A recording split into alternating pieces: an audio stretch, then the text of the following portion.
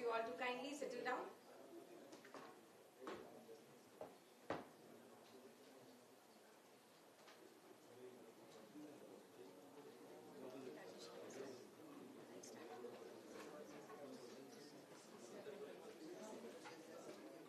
I request you all to please settle down and please keep your phones on silent.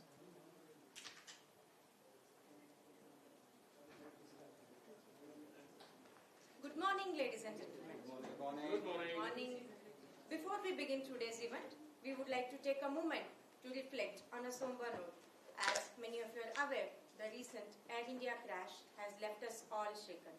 The tragic loss of lives is a reminder of how precious and unpredictable life can be. As a mark of respect to those who lost their lives, I request everyone to kindly rise and observe a moment of silence. Let us honor their memory with our thoughts and prayers.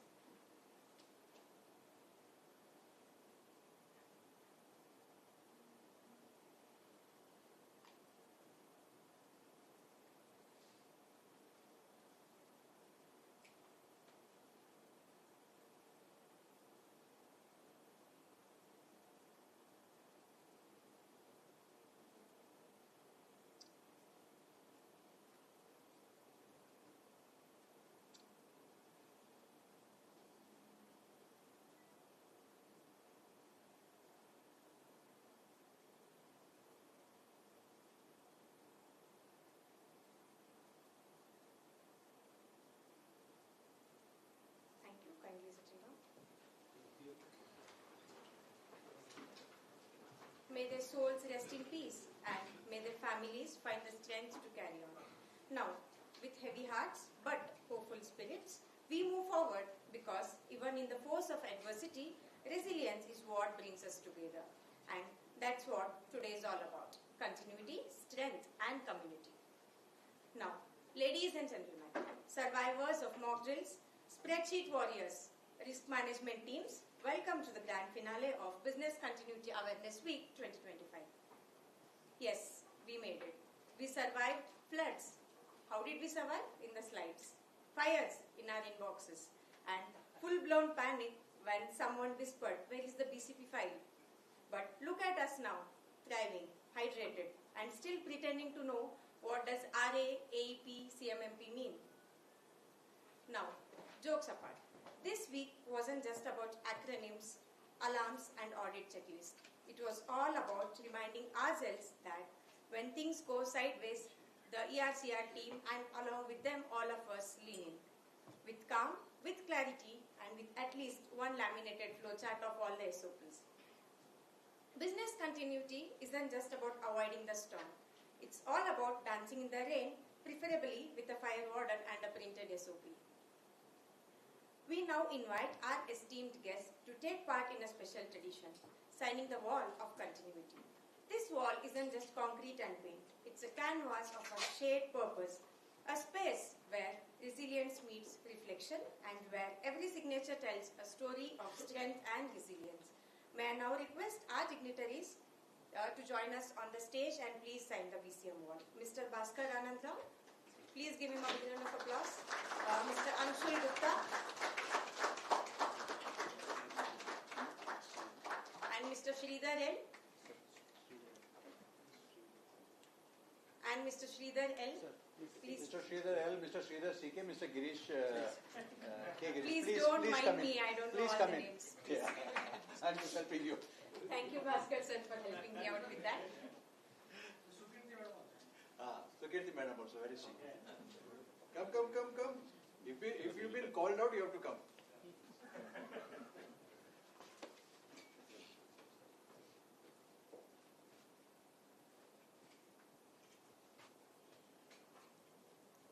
So what do you expect? You have to sign. You just sign Put your it. signature over there. Don't worry, others. You will also get your chance.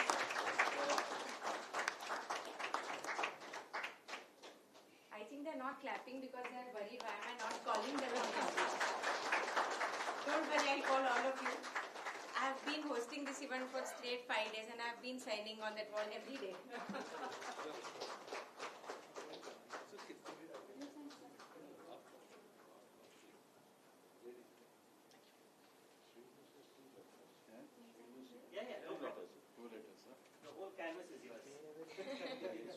sustainable with that. Sustainability. Sustainability. Yes. See. Thank you. I request you all to now please settle down. You can just keep it here. Yeah, here is fine. Thank you. Thank you. Is it visible? You all can comment later on whose signature was the best.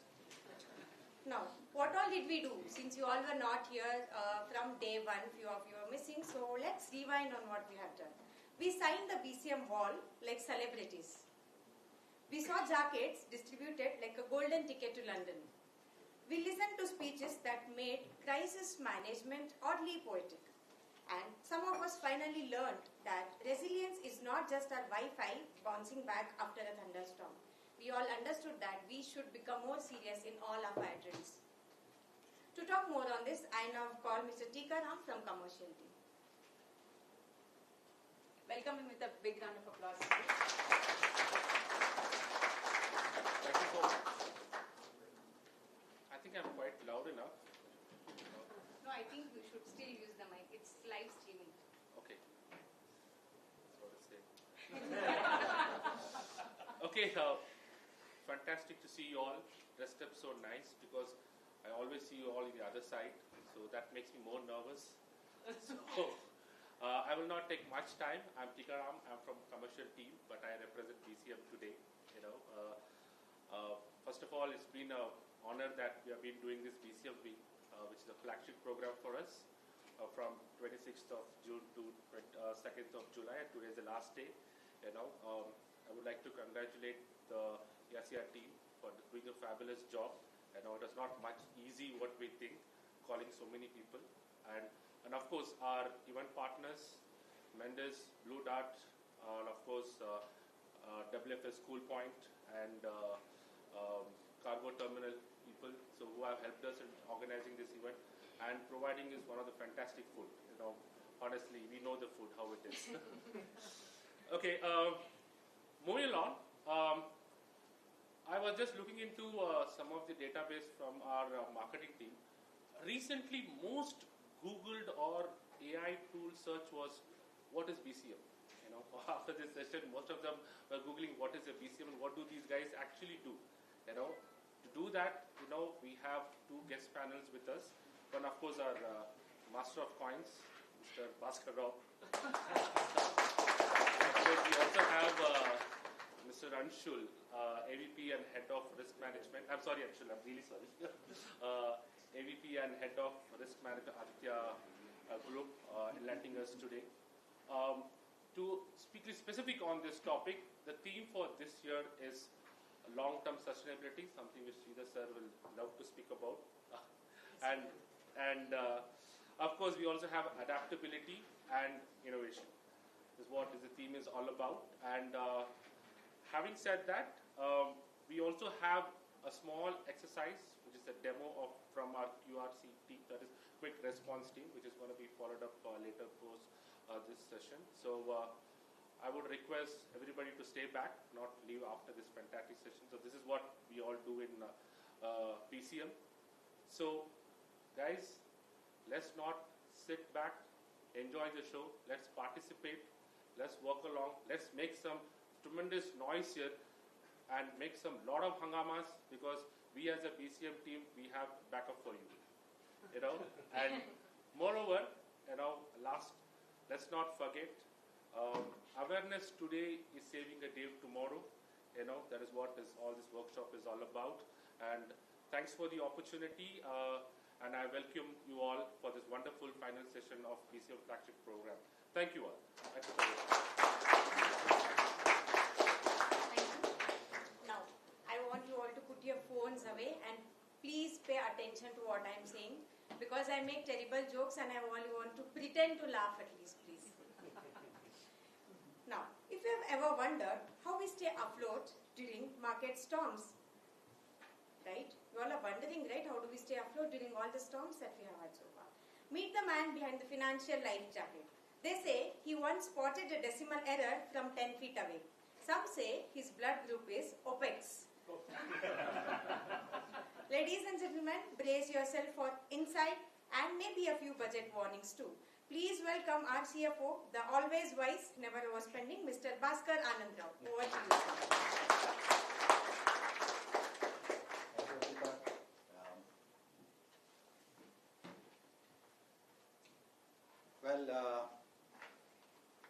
I was always not a finance guy all throughout my career. I've been between finance and, let's say, business development, retail and merchandise marketing, and as an entrepreneur as well. So, blood groups change when I change jobs. Okay. The topic today for me is future-proofing financial strategy. I don't have an idea. Any of you have a good idea about it, please come out with it also. Because life today has become a life which used to be defined as not normal, which is today defined as normal. You have some war going on some end of the world. You have some geopolitical issue happening somewhere. You have Trump happening somewhere else. Yes.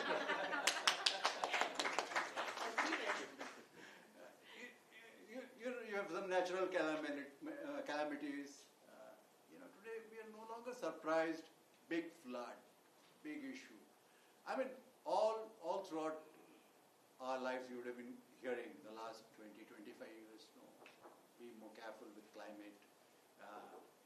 Make sure that this climate is not going to be there forever. We never gave much of a botheration for that. Today, of course, we are seeing what that impact is. Yeah. And from a perspective of airport, I've just took a small definition of what an airport resilience should be when you talk about so much of risks that surround us today. Refers to an airport's ability to anticipate, absorb, adapt to, and rapidly recover from disruptions.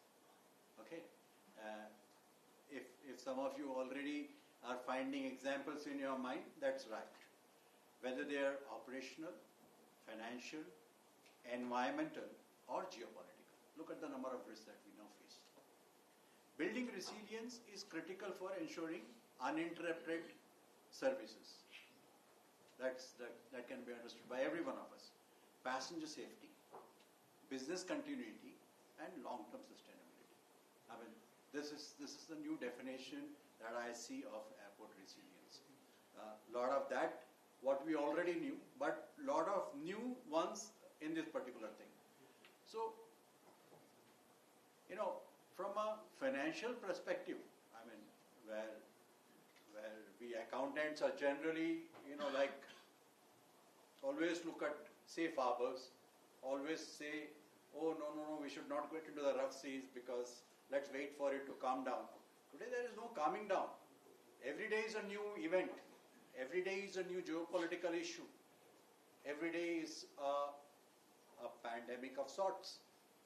I mean, today, how many of you would have really bothered that there was a COVID pandemic which was happening for the last 2 or 3 months? Much, because it's new normal. We've adapted ourselves. We'll say, okay, we'll deal with it when it comes near me. It's still at a distance, I'm not worried about it. But how, as an airport, we would make sure that we get prepared, how our teams look at risk, how do they evaluate risk, how will they actually understand that this is a real risk, that I need to be prepared 100%. It's a resource allocation issue also. I mean, if you allocate your resource on everything, you'll run bone dry. I mean, you won't have resources when a real thing comes in. So a judgment as to when you would be doing it. So these are some of the important considerations that I think it's not the CFO or the finance team or the BCM or the ERCR team that would be thinking about it. It is for everyone, all of us to think through. Risk, you understand in your own area much better than anybody else. implication of that, you have to get others. What will be the financial implication of that? What will be the business implication of that? What will be a safety implication of that? You have to get others. But risk in your particular area, you are the best to understand that. So we typically do updation of our risks once a year and say, oh, these are all the risks. Next 1 year, it's like you've done your budget. Next 1 year, this is what it is. But risks keep on changing. Risks keep on evolving. A risk which was just a speck has suddenly become a big boulder hurling towards you. So that's what would be required today, and that would be more keenly observed in days to come. Well, I have a small presentation, but this is primarily the issue that I will be talking about. Basically, to say airports. What are airports? Airports today are interconnected. You have an issue of an event which has happened in Ahmedabad. Every airport, not only in India, across the world, became alert as to what this risk was, understanding that risk, and trying to figure out how we will be able to deal with it, and whether we are ready to deal with, in such a case, such a risk becomes closer to us. So they are interconnected and in an ecosystem. Now, when you operate, like I mentioned, in a high-risk, high-pressure environment, we face a lot of threat. Now, climate change and extreme weather. Probably if I ask Sridhar to come here and talk about it, he'll talk till the lunchtime, and he'll still not be finished, right? Because climate has become a biggest issue today. There are still large countries who don't sign the climate agreements. They still think, no, I'll be greedy, I will not sign it. Let those emerging and poor countries from Asia and Africa sign it. But they hardly realize that they will also be victims of that. You see great floods, you see great, desert turning green and greens turning desert. You see the temperatures going up. You see monsoon coming once in May, once in July. You see monsoon coming in a big, downpour, and then there is no rains for the next 15 days. I've lived a long time in this earth, and I know that when I was younger, it was not so. Probably some of you would still think it is normal, but not for me. Okay. Of course, climate change and extreme weather creates a big issue for airports. So you will have to identify what they are. We've seen it happening. We've seen it happening in our airport. We've seen it happening in Dubai. Dubai, where there were no rain. You saw aircrafts floating. Would you ever have, imagine such a big rain in Dubai? So how do you prepare yourself as an organization? Both from a perspective of meeting the immediate risk as well as managing business continuity, financial, impact that would come on that. Cyber attacks. Cyber attacks are like, it's every day. And airports are critical infrastructures. They get, I was just hearing a podcast of the Palo Alto head, and the interviewer was saying that it's so secure, your headquarters. Getting in. He says, we are a trophy asset. For a cyber attacker, if they are able to get into our system, it's like a win. There's nothing else required. They'll just say, I've broken into Palo Alto. So the point is, we are also critical assets. Today you don't just have to be enemy. You can be a competitor from an economic perspective. People do not wish to see some other nation progressing fast.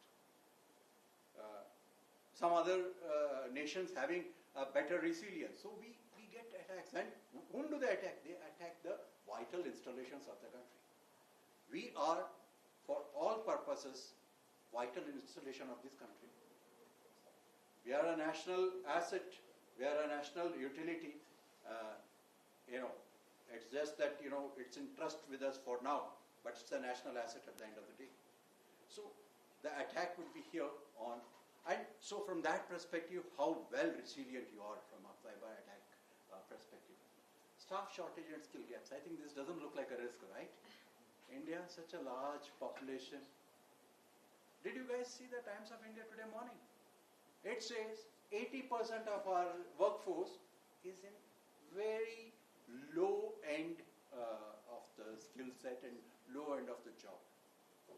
Getting skilled people is going to be the biggest challenge for every industry in the country.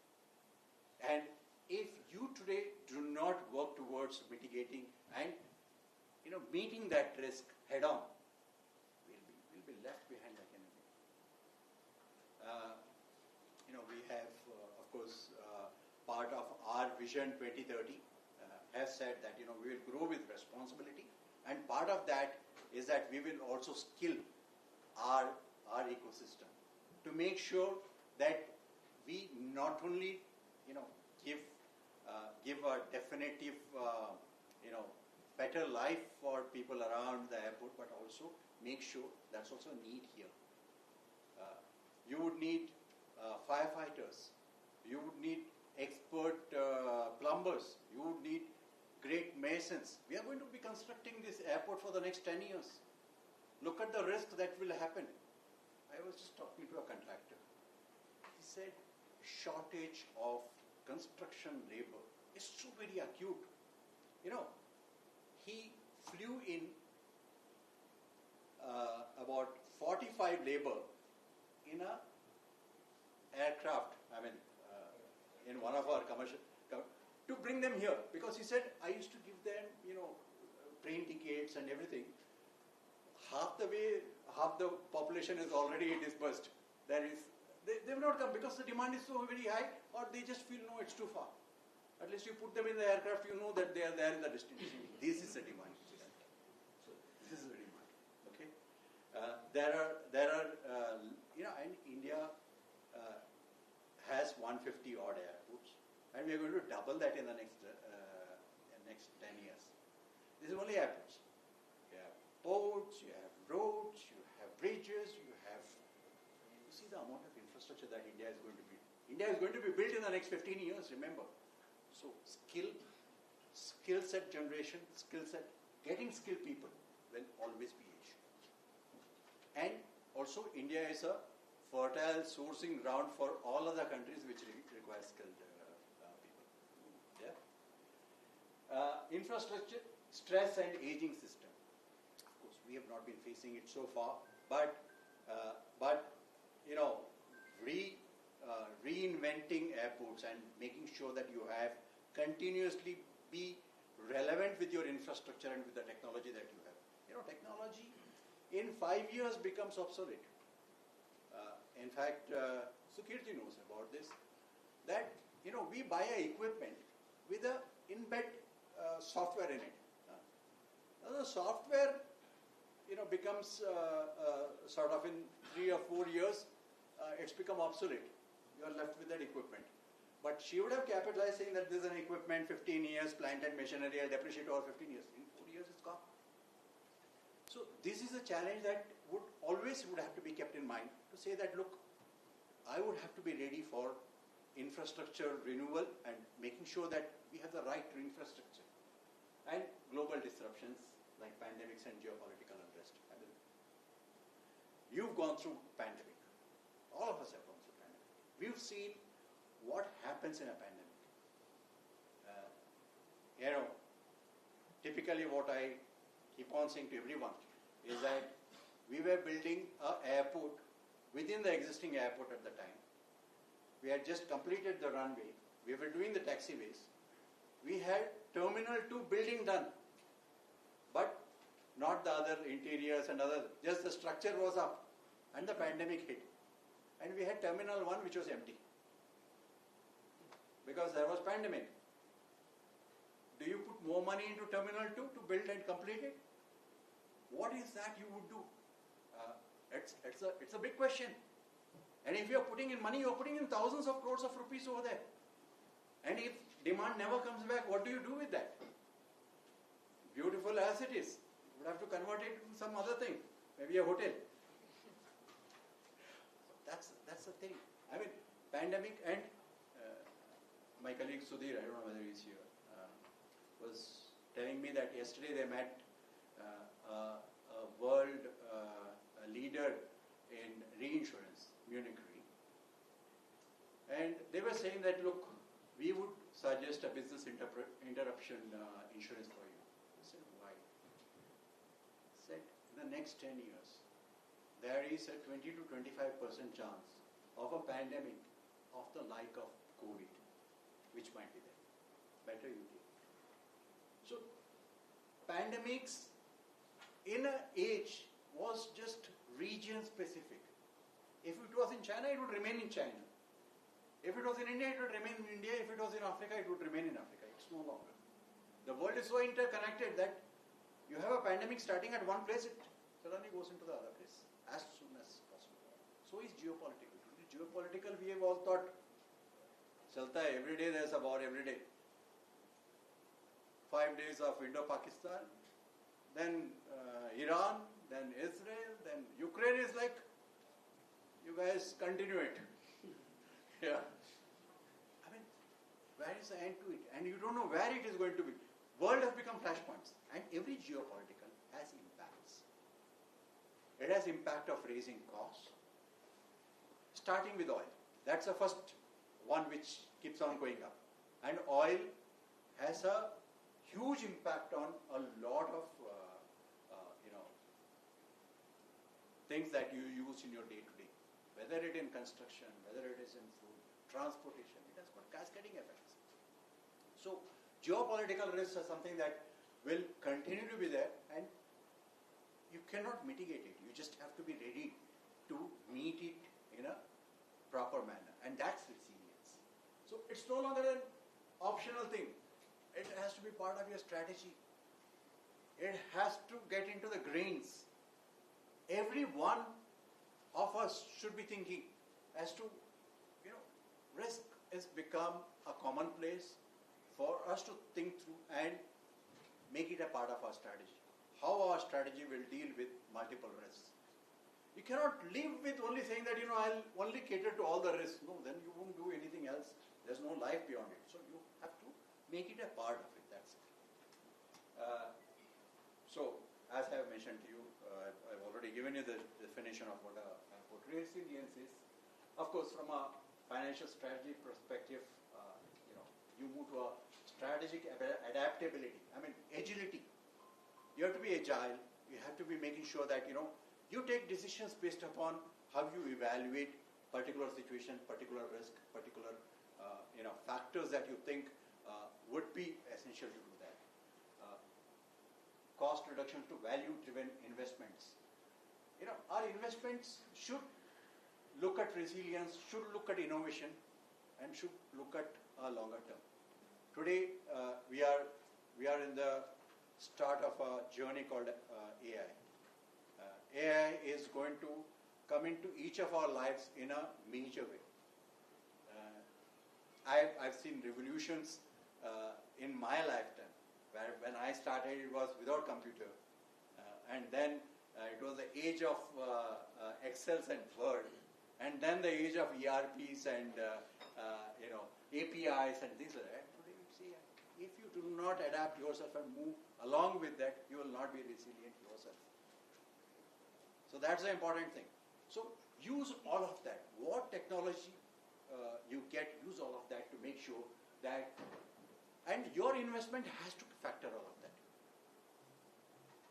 Today, even in our airports, we create more capacity through bytes and rather than bricks today. You would have put a structure. Your capacity increase need not be again bricks. It can be bytes. It can be use of technology. And that can improve. So you have to be sure about how you do an investment. And planning for predictability to managing uncertainty. I don't have to tell you anything more than that. This is all I've been telling you so far. There's nothing predictable in life any longer. It's just managing every uncertainty that comes from your way. Yep. Again, operational continuity is very important. Climate-proof and cyber-secure assets. Sustainable infrastructure delivers cost and ESG benefit. ESG today is centerpiece in everything that we do. ESG has to be, if we have to leave a world fit for our children and our grandchildren, be sure that ESG has to be at the center of everything that we do. In life, always remember this, that it's not the absolute cost that should worry you. It's the cost that would impact you in your life or that would impact in your business that you should be worrying. So, from that perspective, the judgment of what cost you would incur is very, very important in life. And that's what is very important in your business also. Today, ESG might be an expensive affair. You might think, oh, why do I spend on ESG? It's going to increase my cost of investment, it's going to increase my cost of operations, but that's a cost that would pay back for all of us as a society, as a nation, as a humankind actually. So, what I have right now mentioned, finance must embrace uncertainty, budgeting for the unknown is strategic, cross-functional collaboration is critical. Each one of you know what the risk is. Strategy should develop from assessing those risks and finding out how we safeguard ourselves into all of this. So these are some of the levers that I can tell you what we have also worked here in Bio. One of the thing from a financial risk mitigation or a financial risk management perspective would be to have diversified revenue. As a business, we have diversified revenue. We have aero revenue, we have non-aero revenue. We have to find ways to make sure that those revenue streams are stronger, are always well thought of, and there is strategy going behind to make sure that there's an effort towards it. So we put that as a focus in the last 4 to 5 years. We've said that we will make all those things that are required, which will make sure that our line of non-aeronautical revenue remains robust, and it keeps on increasing. Of course, your division between aero and non-aero is driven by the amount of capex that you incur, the amount of current level of tariffs that you get because of all of that. But then, at a date, you will have more non-aeronautical revenue than aeronautical revenue. Capex facing. You build what you need. You don't build for next 20 years. You build for next 5 to 7 years. In capex investments in an airport comes in lumps because you cannot be organic about it. Oh, I got another 3 million passengers this year. I'll just increase the terminal by 3 million and I'll increase the runway for another 3 million. It doesn't happen that way. When you build a runway, you build the runway of that 3,000 kilometers. Or when you build a capacity, you build 20, 25 million. You cannot just build. But you have to be wise in the way you choose that. And that gives you financial resilience. You don't get into huge amount of investments where typically you will have to leverage because infrastructure business is managing cash flows and managing leverage. Got to be sure about whether you can repay the debt, whether you can service that debt, and whether your EBITDA will match to whatever obligations you have taken on this. So your capex should be in a manner, and that's the reason we completed our capex just a year back, and we are now starting a new round of capex. But that's okay. That's the way it should be, because you are just building capex, and you're building capability and capacity as you need, and that's exactly what you have to be very sensitive about it. You overreach and you face the risk. You have also to be looking at liquidity in this business. The reason why we survived COVID was because we were liquid. We had liquid funds with us. We knew that, even if COVID continues for 2 years, I was sure we will be able to manage it. The reason was that we were a bit conservative about it, but then we were also aware that it's a very large asset, and there is a level of working capital or a fund that you need to keep in the business to keep this asset running. That's really helped us. We were not worried about our paying salaries. We were not worried about meeting our expenditure. But what's important is also to make sure that you don't overspend. This is very important. In this business, you can easily overspend. Okay? At all times, you should be fit as an organization. You should be slim, lean in your cost structures. You should not have worry that there is such a big cost sort of control that I am not able to spend anything. No, but it should not be that I have like enough money I can spend anything. It cannot be. Your fit and lean structure is what going to define your success in the long run. Be it OPEX, be it CAPEX, and that's again everybody's responsibility. It cannot be a CFO's responsibility or a cost controller's responsibility. It has to be everybody's responsibility. Every spend that you do, you should ask yourself, am I getting the return on investment that I am going to get on this? Am I spending the right amount of money? If it was building my own asset, would I have spent so much of money? Always ask a question to yourself and then decide, yes, I have got a strong justification, I'll go and raise this request further. It should not be that, your CFO decides and says, no, you should not do this. This is not giving me the return on investment. You should know about it. You are the business head on that. You should know it better. Yeah. And then make sure that you have proper insurances to meet all calamities, all risks. I mean, they are risks which there are insurable risks, there are non-insurable risks. The insurable risks only will come out. And of course, as I mentioned to you, cost control is always very important. In our business, if we go out, we can be, severely be damaged as well on that. I mean, these are some of the things that I wanted to share with you, but I am very happy to take any questions that you might have on this.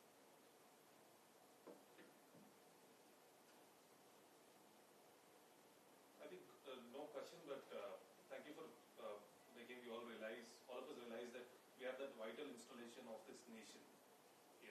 That very purpose will bring in that seriousness, not just once in a while, but every day that we are associated with the installation itself. Thank you for that.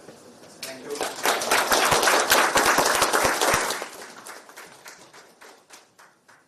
Thank you, Mr. Bhaskar, for providing that every great continuity plan is a budget that actually got approved. Give it up once more for the man who makes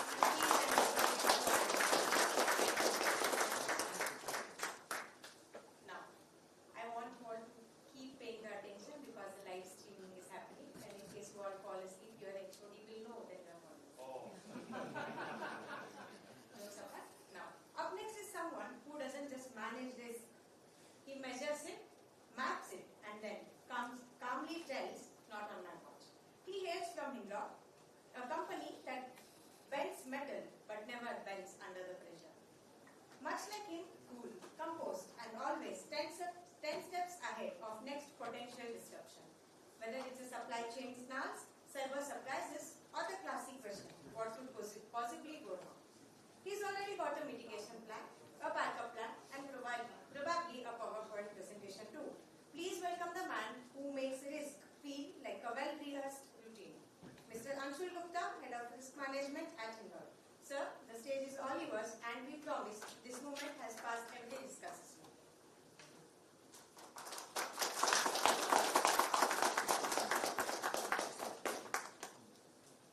Okay, so good morning, everyone. Good morning. So good to see such large gathering, and thank you, sir. You have made my job easy in terms of you have explained themes, you have explained about the purpose of having this awareness week, and so good to know that they started with the commercial team representative telling that he is also a BCM champion and sustainability. Different functions are present over here, and we always tell in our organization that it's not the risk management team who is the the keeper of risk management is everyone is a risk manager. So I'm so happy that, and sync that the culture is already there. And but I understand it's an annual flagship event, so I can totally correlate to a lot of practices which are there even in my organization. Some of those are definitely we can try and inculcate. For example, the ERCR. So while I call it enterprise risk management, I would like to take that resilience word from you as well. So thank you. And a little bit about me. My name is Anshul Gupta. While she has already given introduction, thank you. But just to tell you that, in terms of qualification as well, there are a lot of qualification available on BCM, ISOs, BSI certification. So I'm a BSI certified risk professional. I'm also an internal auditor on various ISOs for my company. I'm also a level 4 IRM Institute of Risk Management London qualified risk professional. And to put it in the context, in the overall world, if we are talking, put together all the countries, there are only 50 level 4 professionals, in the world. So that's the kind of traction we are talking about. There are various qualifications, not just to promote anything. But it's important, the learning and relearning should happen while you are aware of various dimensions of risk. But it's important to know academically as well. That is where I try to do all that. And when we say in our organization context, enterprise risk management, crisis management, business continuity management is part of it. It is integrated, stitched together. So I manage all 3 verticals. There is a separate, when I say separate team, it's an ecosystem we are talking about, but yes, dedicated resources for each of the 3 verticals we have. And it's not only, they are not only sitting at corporate, because sitting at Mumbai, which is our corporate office, risk management cannot be done. So they are there at ground, at various plants which we have. We have about 19 plants across India. We have got plants even in the US and other countries as well. So that's the kind of quantum I'm talking about. So my topic, as you can see, is one of your core theme, which is resilience. I'm going to talk about certain aspects of it. What are the practices which are there in our organization? Some of those are even learned through my academic career, and we have got this practice sharing program with the peer industries as well. So we got to know. I've tried to list it down so that I can put it in the context. So before going to those slides, I wanted to explain, why there is a talk on resilience itself. You are able to hear me at the back, right? Yes. So, we are living in I would say, geopolitically fragmented world with increased vulnerabilities, with increased complexities, and that is where we call this world as a VUCA world. I'm sure most of you know that. Volatility, uncertainty, complexity, and ambiguity. That's where the acronym came. And still, more and more relatable nowadays, where the risk landscape is changing very, very fast. Why? We have seen the kind of pace of change which is there. If you go back, let's say 20, 25 years back, we used to have Kelsey, we used to have, let's say, music players, we used to have cameras, we used to have maps, dictionaries. Everything is gone to large extent and replaced by one small device which is sitting in our pocket lying on the table. We all were part of those changes, right? Or you talk about disruptive ideas. UPI has disrupted the digital payments like anything, which nobody has thought of. It is, in fact, Indian UPI has become case study in many of the major universities in the world. So that's the kind of disruptive ideas we are talking about. The business model itself. People used to stand in the queue for buying something. They are sitting at home buying even the iPhones this time. When in Mumbai this store got launched, a lot of people were still there in the queue. A lot of people were sitting at home, bought the phone, got it delivered on the very same day, and we are talking about millions of units. So that's the kind of models we are looking at, and everybody has got a different distinct. For example, if you've heard of Tesla is not there in terms of dealership. They don't have any dealers distribution channel. They sell directly to the consumer. And one of their strategies is they say that we are not selling the product, we sell experience. Because that is where you get to interact directly with the customers, and to me that's just a very fantastic strategy. It has got their own limitation in terms of scaling it up. BYD has crossed everybody, but it has got their own, resilience built in within their system. Technology and digitalization, the kind of evolution we have seen over the years, I mean, no industry, no sector is left out.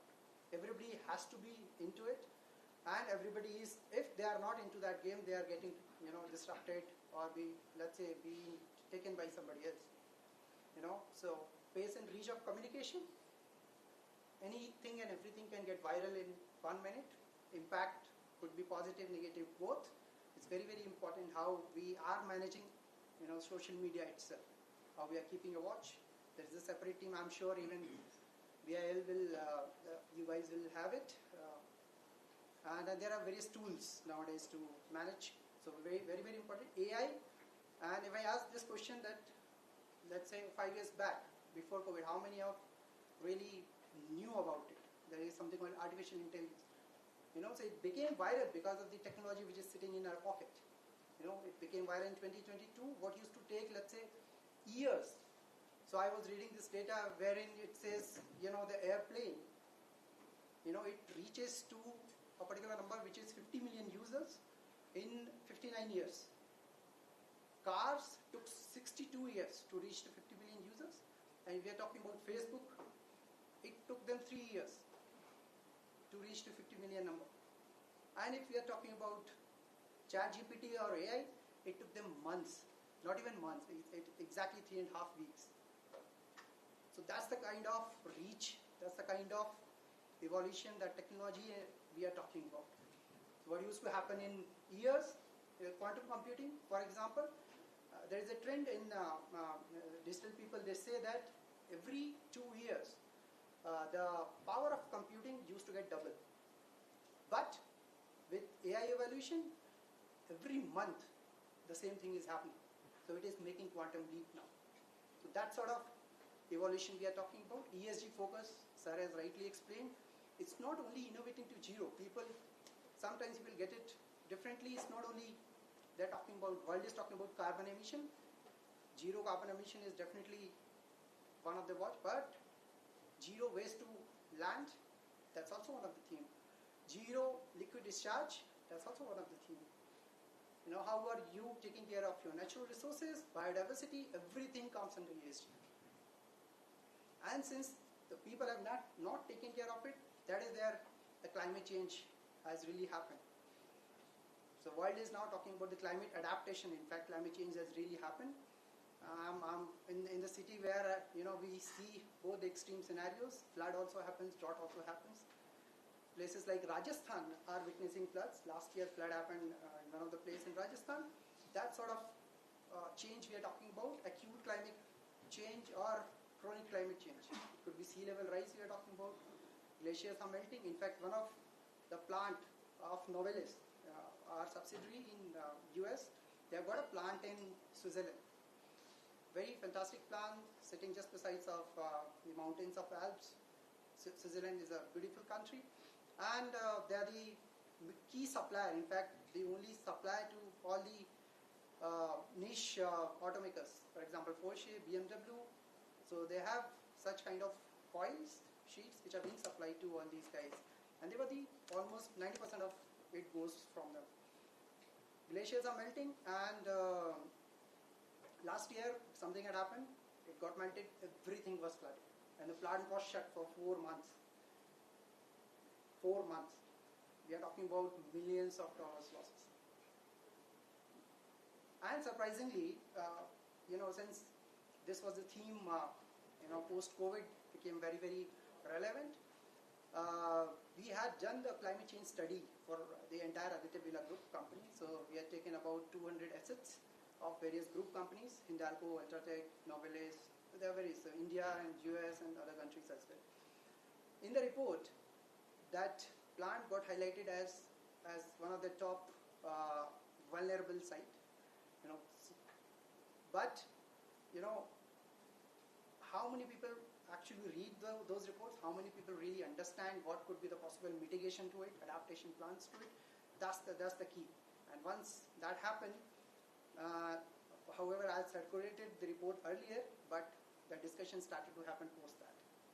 Thankfully, what really happened, at least we were able to secure or we were able to take actions for many other sites, many other plants. And last year, a lot of places, like for example, Mumbai, a couple of places got flooded, but there is a plant near to Mumbai, it was secure. Cloud burst has happened in one of the eastern side of our plant. The plant was secure. They were able to continue their operations.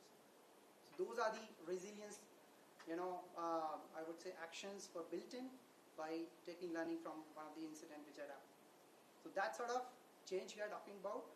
How many of companies have really considered cloud burst as the possible scenarios in their BCAW? We have considered that. We say that worst case scenario, or people say that worst case scenario, that means anything can happen. We say that yes, anything can happen. Okay, activism is reality now. Sir has already talked about Trump. The country which used to preach about free trade, they've taken complete U-turn now. They're talking about trade measures, protectionism, and different tariff rates. You all have already seen cyber attacks with the rising of technology.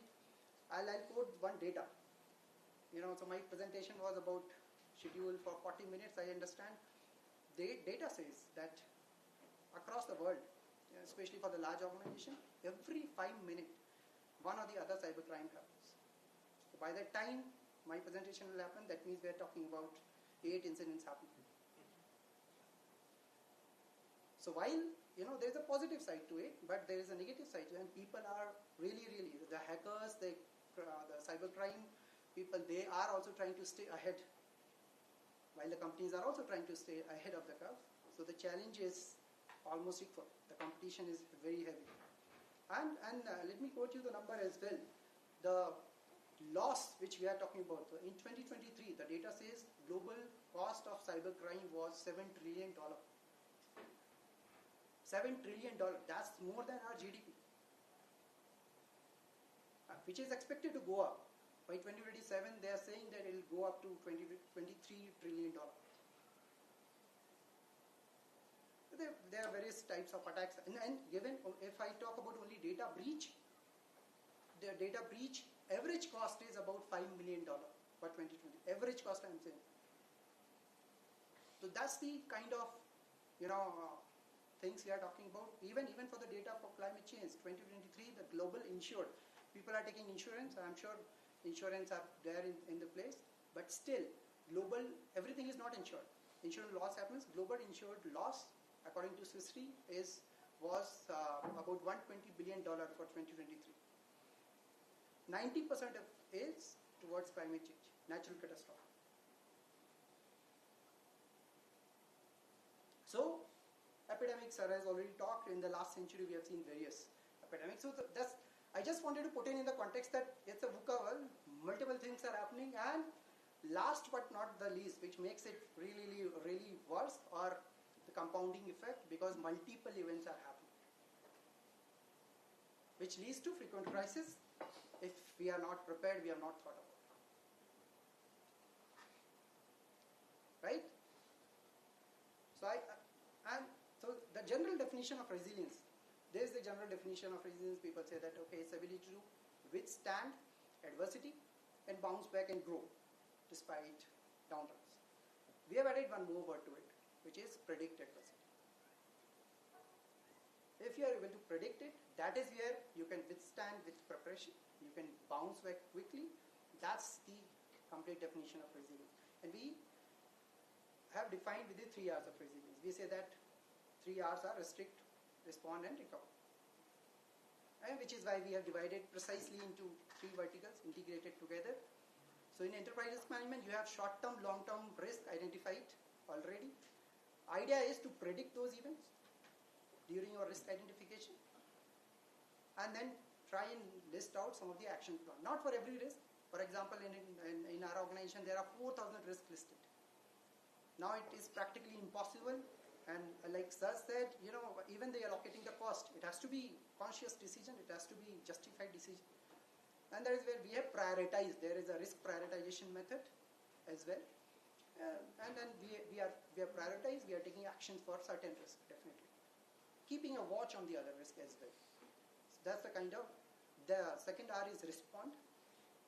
If you do everything, there are certain factors which are external in nature, something or the other will go wrong. How you are prepared to respond, that defines your real resilience or crisis management strategy. And how quickly you can recover defines your business continuity management. It's stitched together, like I said. So it could be the risk and crisis, you can call it, what I understand for you. And what is the key to resilience, organization resilience, is the people and the process. How resilient people are and how resilient processes are. It cannot be in silos. That defines the organization resilience. So this slide only covers there are various guidelines. Most of you, I'm sure, would be knowing about it, but I put it just to tell you that there are guidelines and standard. These are standard. ISO 22301 is standards. I understand you are already BSI certified.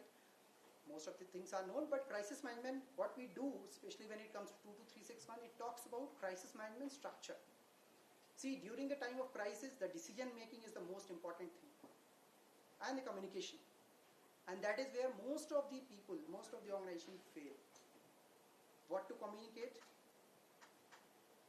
when to communicate, and what should be the decisions. And that is where it is a wonderful document in terms of guiding people, what sort of structure to be put in, what sort of SOPs to be there for certain scenarios.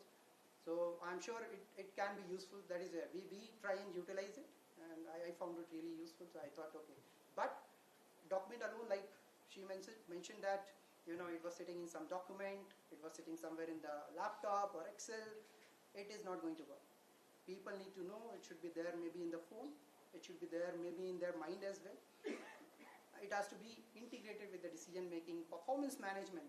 Why should people do it? That's the human behavior, right? There has to be a sense to be given that it is part of your performance management. So in our organization, it is part of their goals, their KRS. The risk management has to be done.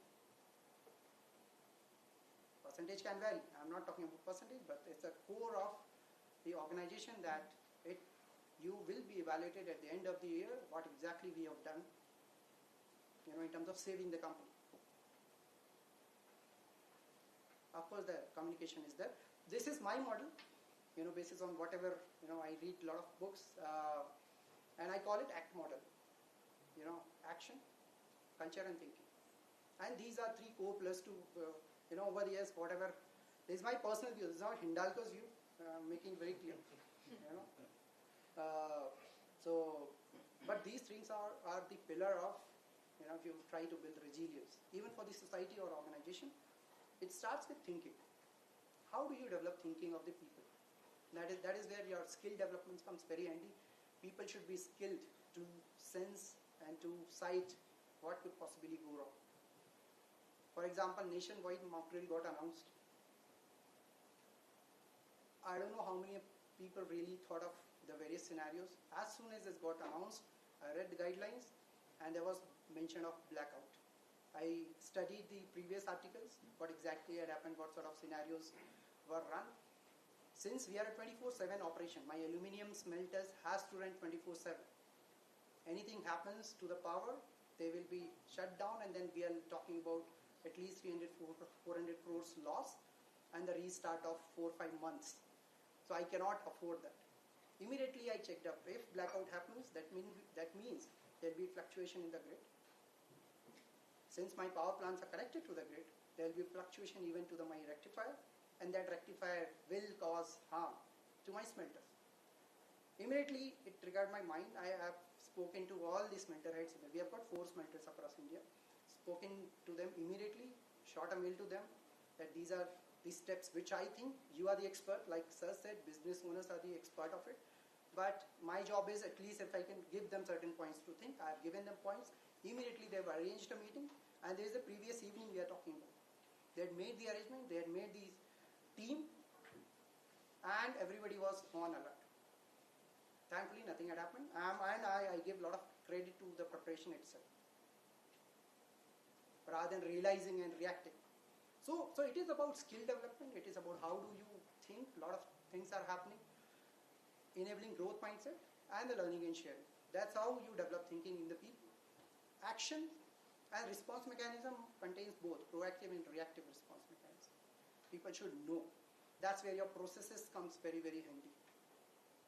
If people can read certain thing and then they get to know that, okay, this is how I'm supposed to handle this situation, it will be very, very handy document for them. Second thing is repeated behavior. We often ignore this. We conduct mock drills, forget that same scenario gets repeated even after a year or so.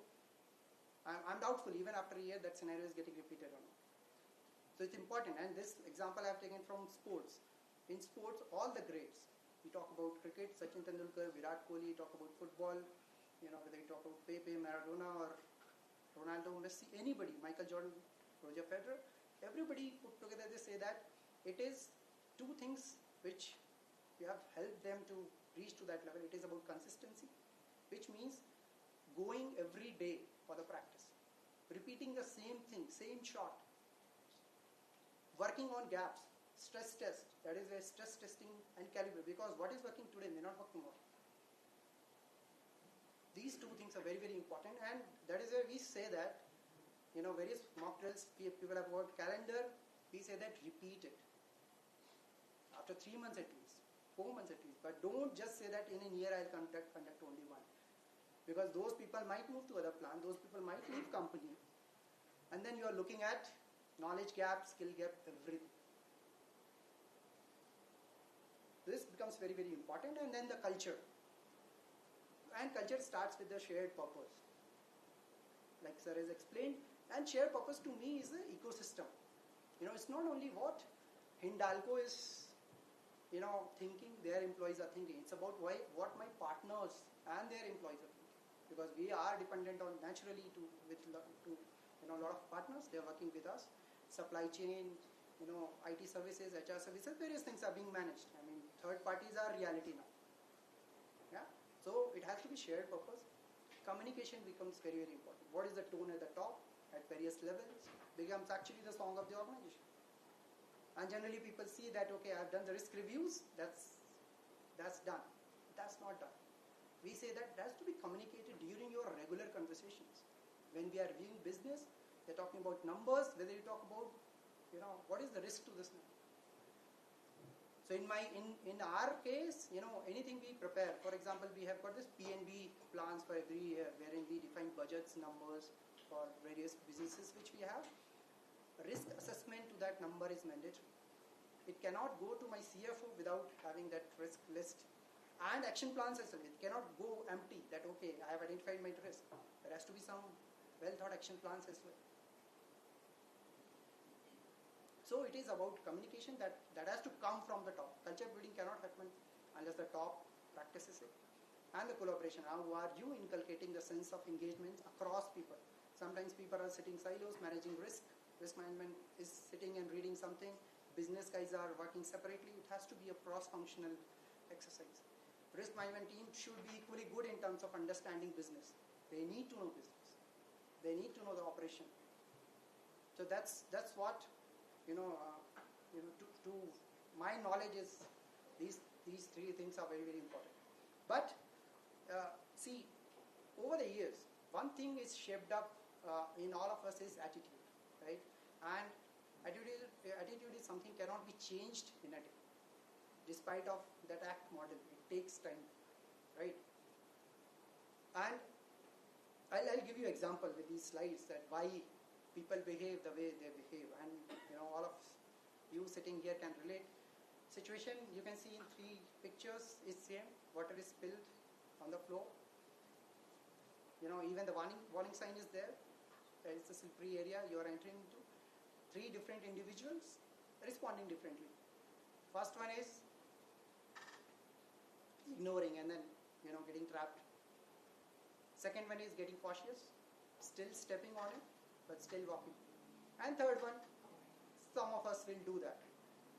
Some act on it. Not all of us will do it. You have to be honest with yourself. Second slide. Do you see the situation? It's the same situation, only the settings are different. And this explains the attitude, why people behave differently in the premises of the company and outside. You must have seen people riding bikes, wearing helmets on the hand rather than on the head. Why do people behave? Is the banana peel lying on the floor? 3 different locations. What do we do at home? We pick up the peel, throw it in the dust. What do we do in the office? Call up office boy.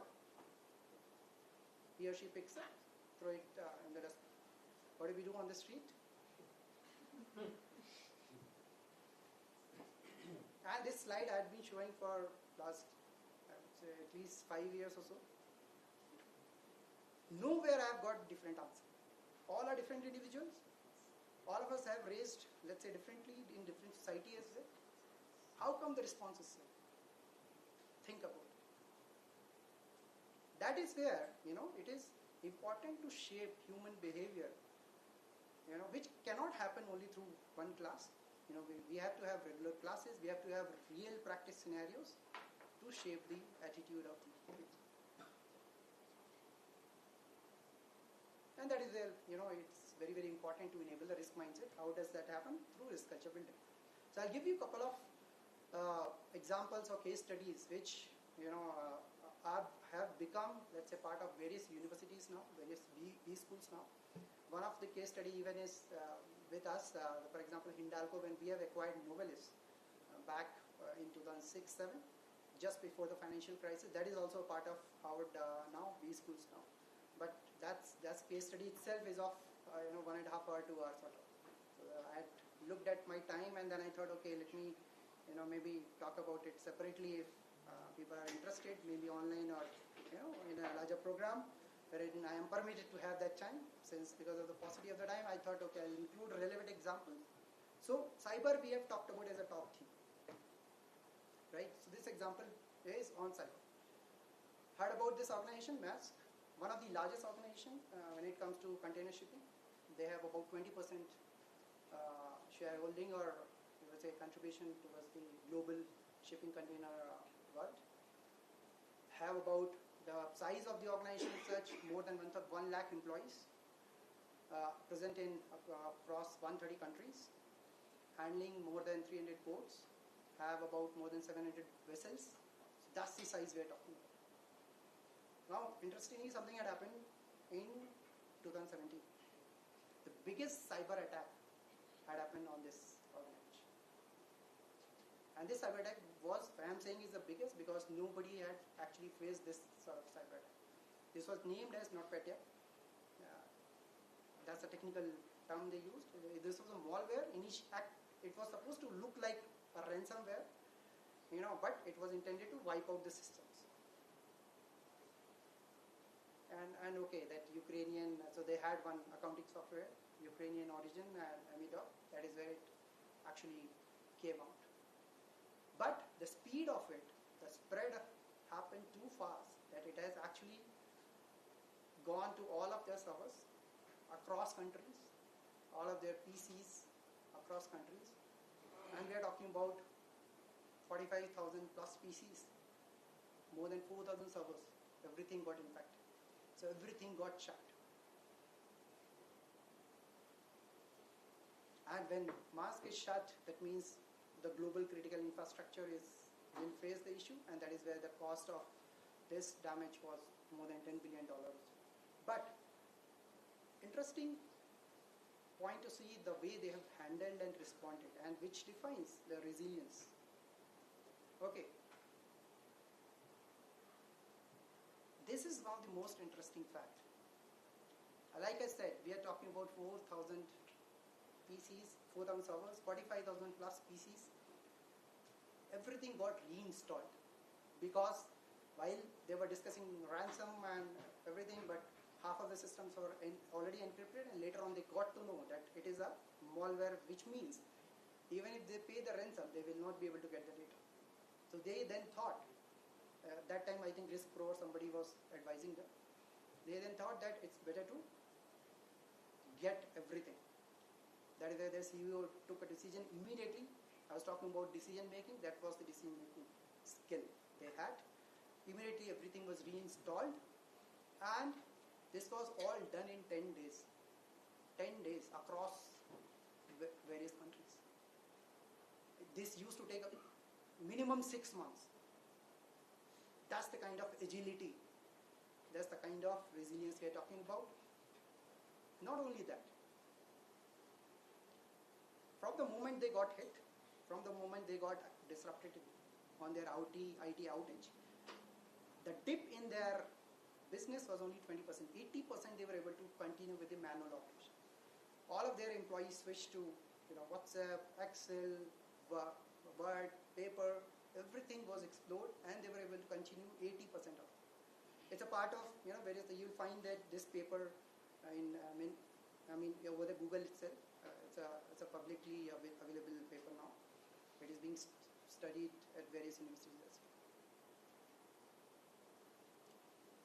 And later on, when they, while CEOs definitely appreciated everybody, they did the capability assessment and they got to know that their cybersecurity system was basically average. So that means, had they done it prior, they would have been more secure. Yes, sir. You want to ask something, sir? No. Yeah.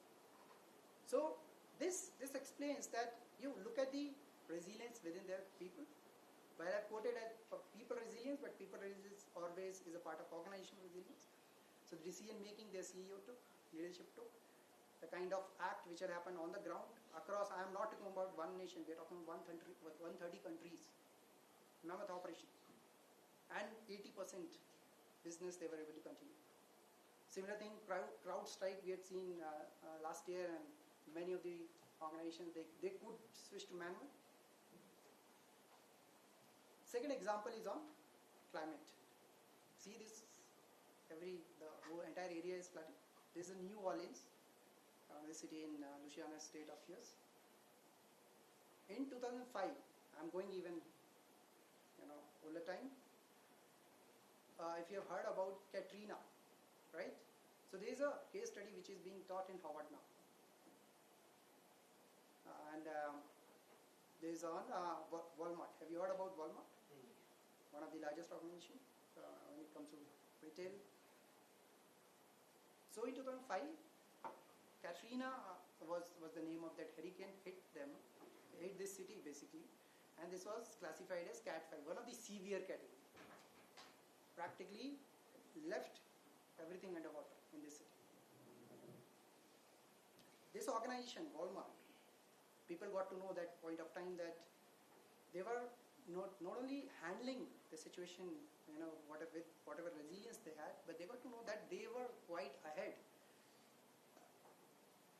Even, and they were beating their government agency, which is the Federal Emergency Management Agency, and the Red Cross. It's a very famous society there. They are present at various local areas.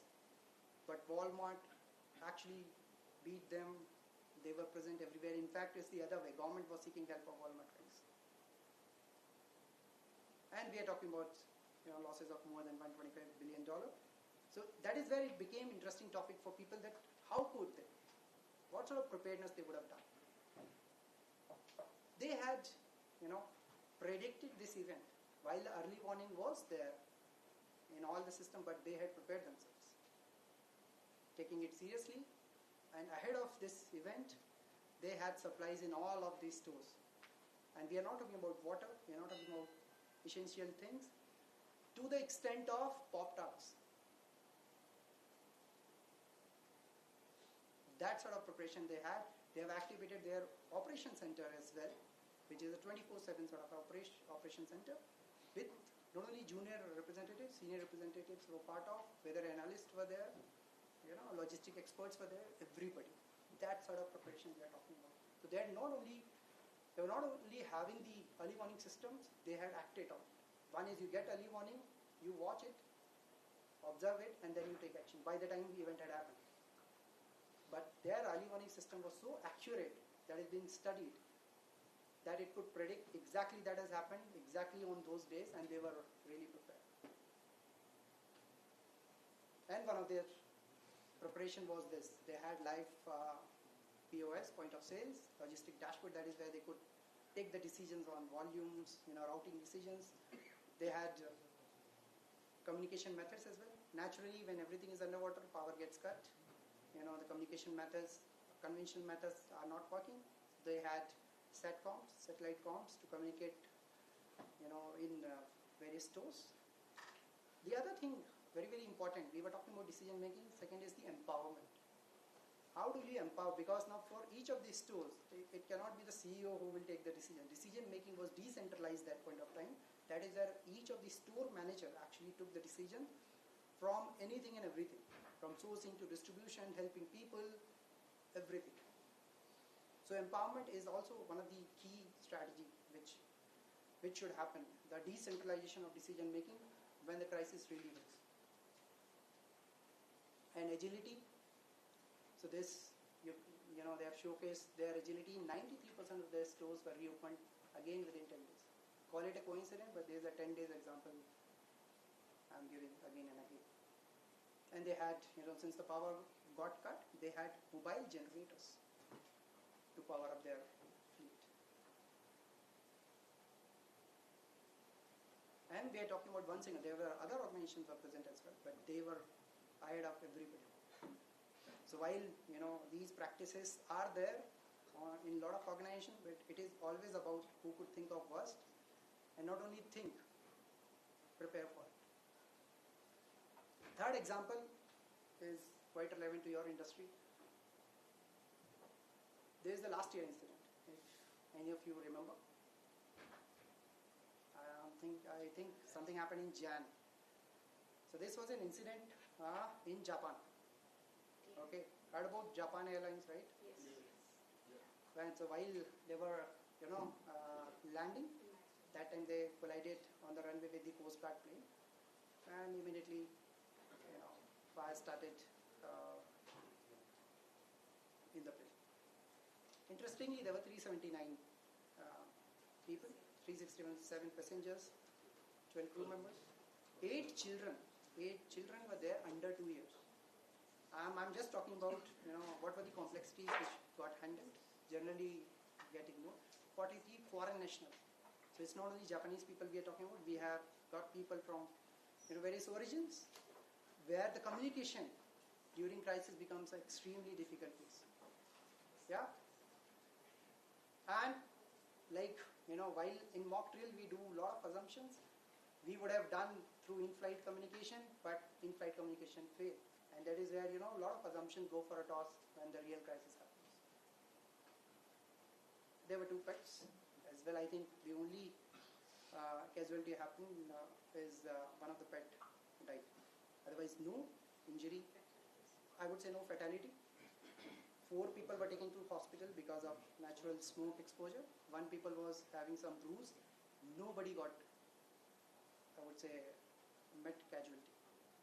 All 379 were evacuated within, I would say, 19 minutes. So that sort of response. And this cannot happen, by just chance, right? So, first of all, their crew was trained, and they were able to manage no panic situation, so there was no panic at all. Since they started using, since in-flight failed, they had those big comms through which they have communicated. Second is, of course, smooth communication, and then they were able to convince people. People have also, so it's both ways. Somebody says that it was their prep, but the people also have reacted or responded in alignment with their process. Nobody, not a single passenger has picked up their hand luggage. General tendency is some of the people might, but nobody picked up the hand luggage, and that might had been the cause of, having put together everything, having everyone evacuated safely. So what really had happened? Was this a, luck by chance sort of a save? Or was this something which they were thinking over the years? And that is where the culture building which I was talking about becomes the important piece. So in 1985, similar incident happened. Plane crashed. It was worse than this. Everybody died. Post that, what they have done is, they have built the wrecks you see on this. There is a museum at Haneda Airport in Japan. This they have kept in that museum. They built a museum as a vote to the safety culture. It reminds them, and they have taken a pledge. There's a pledge written at the museum itself. When you enter, it's at the main door. I mean, as you enter through the main door, it is there, right there. Which says that won't let incident happen again.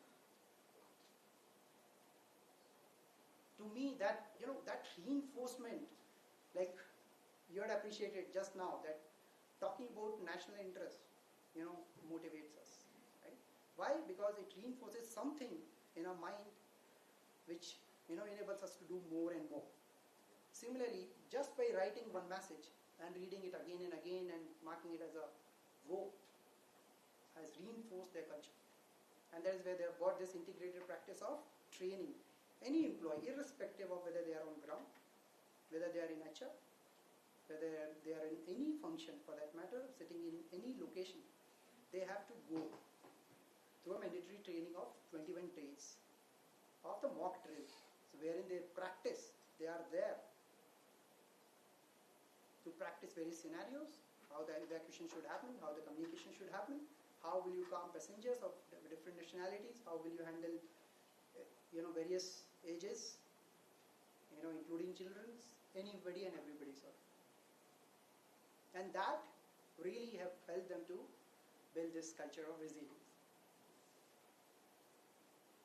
Right? So that's my time. Like I said, I would have quoted Hindalco Novelis example as well. We acquired Novelis sometime in 2006-07. Let me just touch upon it. You are aware that financial crisis have happened in 2008. It was a bad time to acquire such a big company. $1 billion asset we are talking about. And two acquisition happened at that point of time. You must have heard the Tata Chorus, right? Which is a failure story. Hindalco Novelis is a success story. And so generally success stories are being taught in all these universities. So it is naturally a part of B school. But nobody really go back and think that what really have happened during those financial crises, how we were able to secure the funding, how we were able to manage the investors, what we have really done, because it has gone to of course the chairman level as well, and post that we have also announced major capex in India, and we are talking about more than 50,000 crores sort of a capex in India, which had happened from 2010 to 2015. And nobody knows that in 2015 there was a time when we were going down. And we are talking about that, you would have not seen the company name even today. It's similar to Apple's story. In 1997, they have called Steve Jobs back to Apple, because in 1997 Apple was shrinking down. Nobody knows. Hardly people knows. Similar story had happened in our case. But it was the pure risk management strategy which had been taken up and have helped us to become a company which we are today. We are a $28 billion company today. We have similar story now. 50,000 crore is being invested in India in the next 3 to 5 years. We have already announced publicly.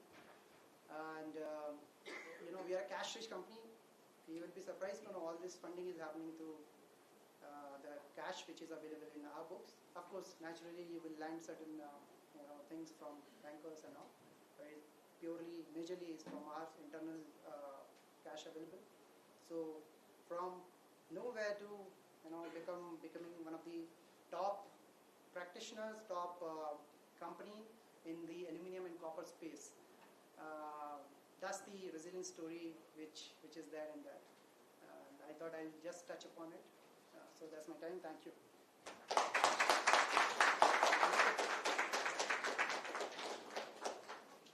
So we can have Q&A.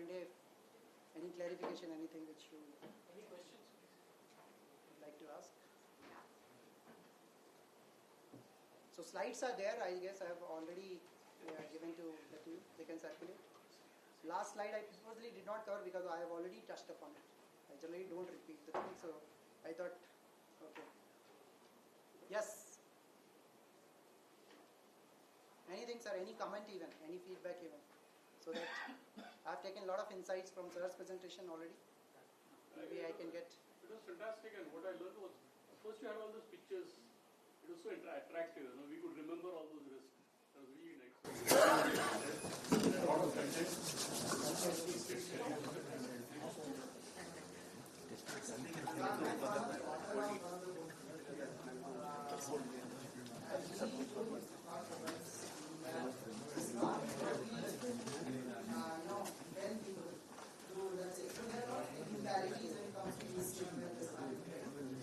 It is a art of storytelling. You can make people smile, they can remember those things, they will do it.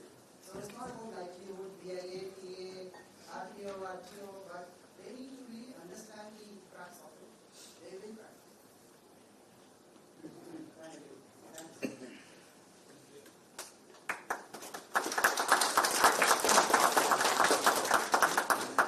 Mr. Anshul for that sharp, grounded and forward-thinking perspective. I now request you to please stay back. I request Mr. Bhaskar Anandrao to hand over the token of appreciation, please.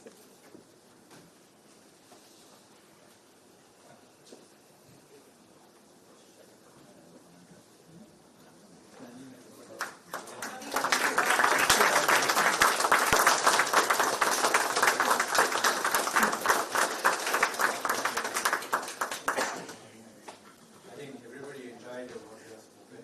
I hope it was worth of everybody's time. The illustration that you gave was very good. Thank you. Thank you so much. All right, ladies and gentlemen. It's now time for a moment that captures our commitment not just to continuity, but to consistency all around the year. We are excited to unveil something that will remind us, month after month, that resilience isn't just one-time effort. It's a mindset. A mindset that plans, prepares, and protects. Yes, I'm talking about the official launch of BCM calendar. I now request Mr. Bhaskar Anandrao and Mr. Anshul Gupta on the stage, please. Since I work at the headset, I'm used to a lot of noise, so I want you all to please clap so loud.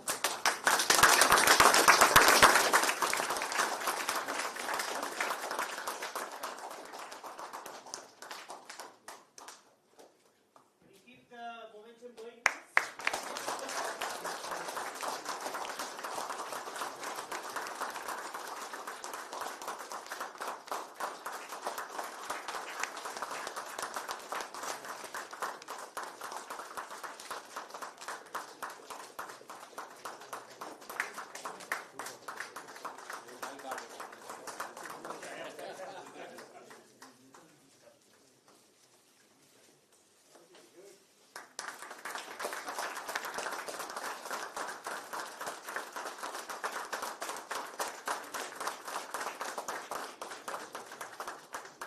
Thank you. Thank you, everyone. Please settle down. Now, it's time for one of the most awaited moments of the day. A moment that celebrates not just plan and procedure, but passion and perseverance. Yes, we are talking about someone who didn't just tick the BCM checklist, but they lived it, and that became their life. So, guess what are we having ahead? Any guesses? At least ERC. Yeah, I was expecting some ERCF person to talk here. So up next we have BCM Champion of the Year. Cue the imaginary drum roll or real one. If someone have bought it, please.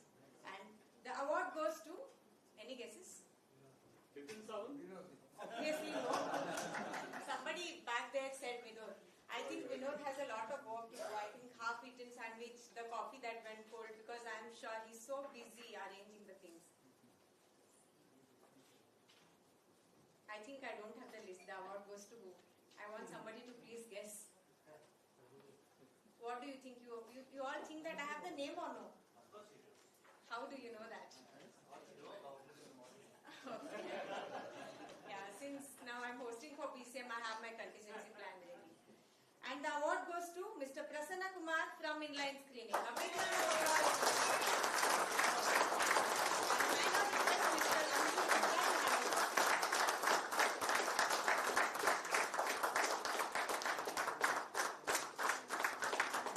A big round of applause.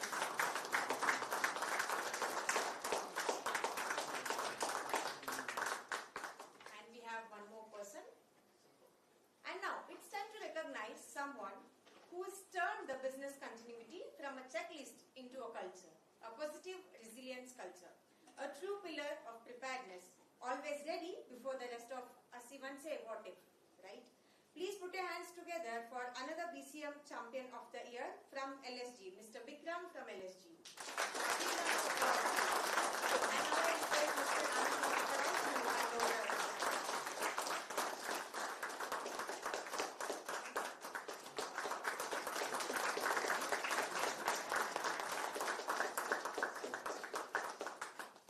Thank you. Now, how many of you check the Outlook every day? The moment you enter the office, you check the Outlook. How many of you do that? I rarely see any You're hands. supposed to ask before you sleep and once you wake up.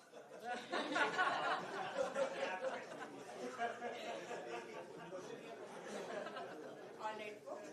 Time to celebrate some seriously sharp minds and even sharper reflexes because they are so fast in answering. They battled questions, bet the clock, and proved that knowing BCM can actually win you more than just peace of mind. We have winners of 4 days, so we had 4 different questionnaires on all the 4 days, and we have 3 different positions. So don't worry, most of you will be winning it. It's not that we are only going to choose one person, we have chosen the winners. I now request Mr. Sridhar L on the stage to hand over the certificates. A big round of applause to Sir, please. So in the first place, we have Mr. Sanjay Prasad. Mr. Sanjay Prasad.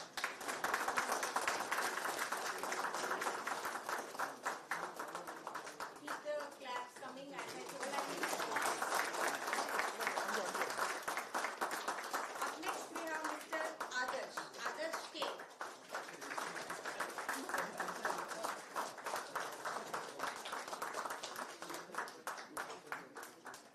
He's in the second place. And in the third place, we have Miss Aishwarya. Miss Aishwarya. Thank you, Sridhar. For the day 2 quiz winners, I request Mr. Girish to be on the stage, please. Big round of applause, please. It's just afternoon. I know you've all got office and all must be hungry. The first place goes to Mr. Karthik T.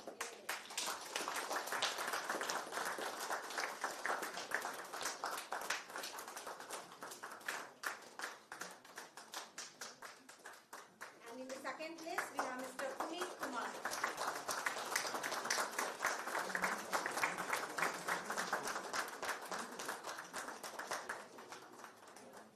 And in the third place, we have Mr. Ajit. Big round of applause, please.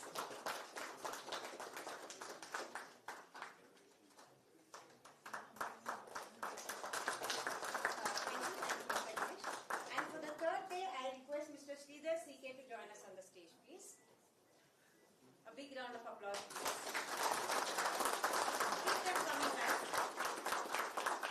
So, on third day, first we have Miss Swati. Miss Swati.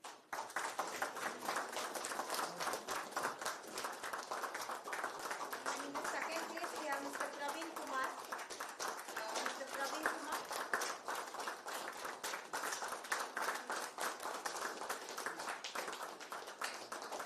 And in the third place, we have Mr. Srichin.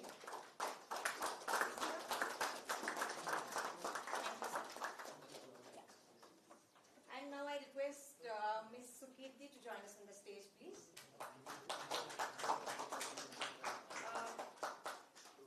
Can I now call Mr. Rohan Aradhya on the stage? Mr. Rohan Aradhya to give a bit of guidance. So on day 4, we have 3 winners. And in the first place, we have Mr. Rajesh HP.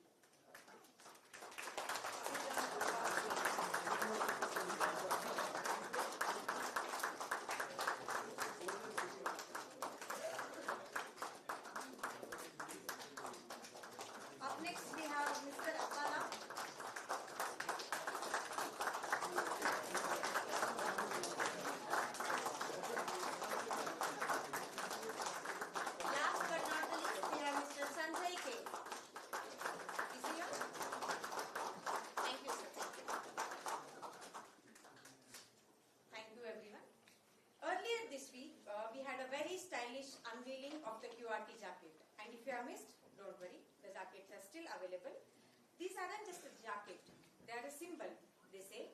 I'm the person you call when things hit the fan, and I show up in style wearing the QRT jacket. Let the jacket distribution begin. I now request Mr. Anshul Gupta to hand over the QRT jackets.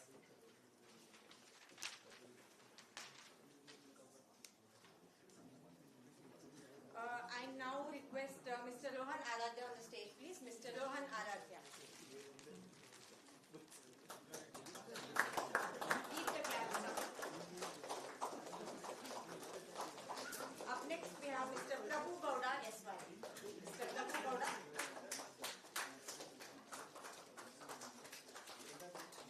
Up next we have Mr. Arun Kumar C. Keep the claps up, please. Up next we have Mr. Unikrishnan K.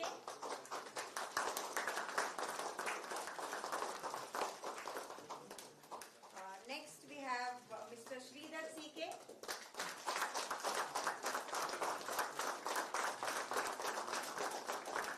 Last but not the least, we have Mr. Manoharan.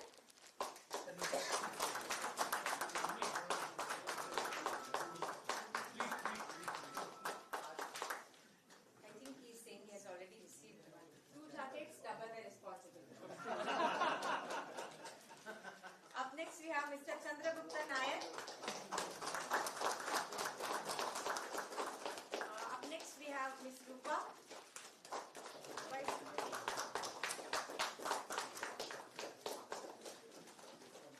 Up next we have Mr. Anand P.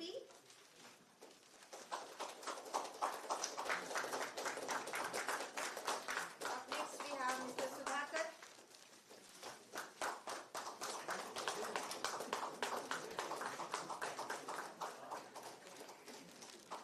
Up next we have Mr. Udyan. Is there? Yeah. Please. Could I mispronounce your name?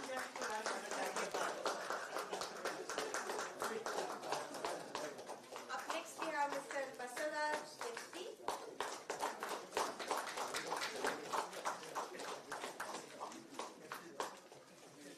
Up next we have Mr. Jyoti Prasad Reddy.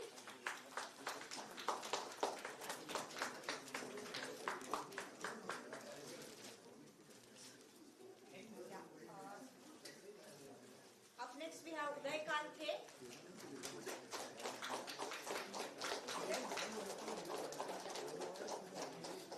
I want you all to please expedite and up next we have Mr. Soman.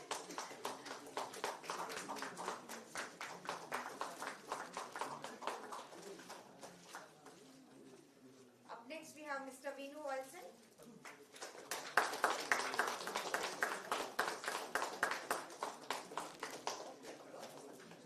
So is there anybody left? Have you missed out any names? Please raise your hands and give him a big round of applause, please. Thank you, sir. And now, since you all didn't laugh at my lame jokes, I'm upset. Where have you? He's so tired of me telling me the same, telling me the same jokes every day. Since you all didn't really laugh, it's time for me to pass the mic to someone who needs no introduction, but I'm going to give it anyway. He's got the energy of a coffee shop, the timing of a Swiss watch, and the charm to keep this show rolling smooth as ever. So buckle up, because the mic is moving from me to the master of ceremonies himself. Mr. Nitin Sawant, the stage is yours.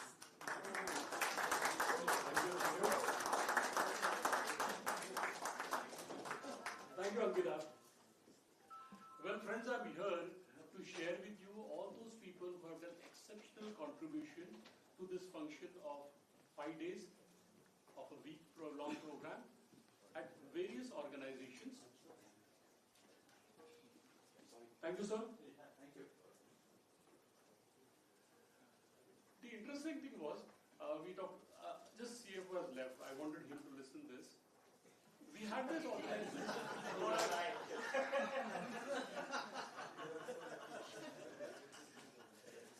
We had this function across different organizations.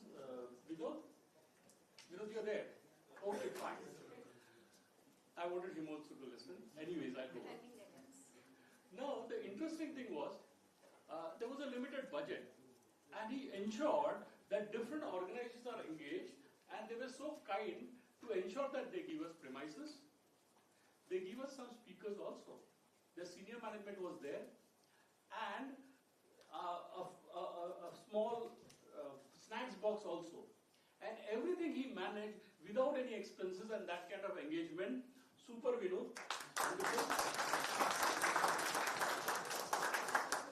We talk about resilience and ensuring that how do we manage the business in cost-effective way. Okay, so now we had these facilities, but yes, if there are no right people to work together, such kind of function is very difficult. Now I'm going to talk about few people who really exceptionally contributed for this function, and we're going to hand over certificates to them. And for which, may I request Girish, please come on the stage and figures up. Please go ahead. Now these were the task force members for this function, and they were with us throughout. So certificates are ready. Now, when I call their names, you are going to clap and it's going to go on. Right? Okay. And first I am going to announce the name of Srimati. Srimati, where are you there?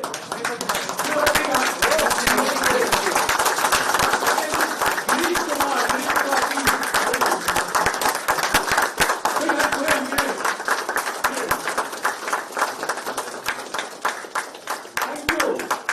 Thank you. Go on. And next is Mr. Pikaram. Thank you.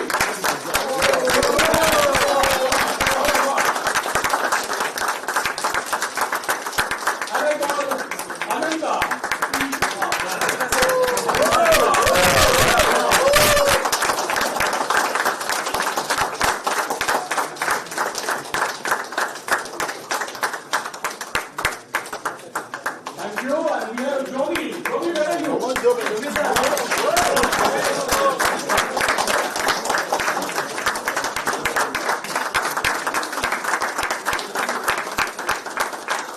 Yes, go on. And we have Prasanna Kumar. Jogi man.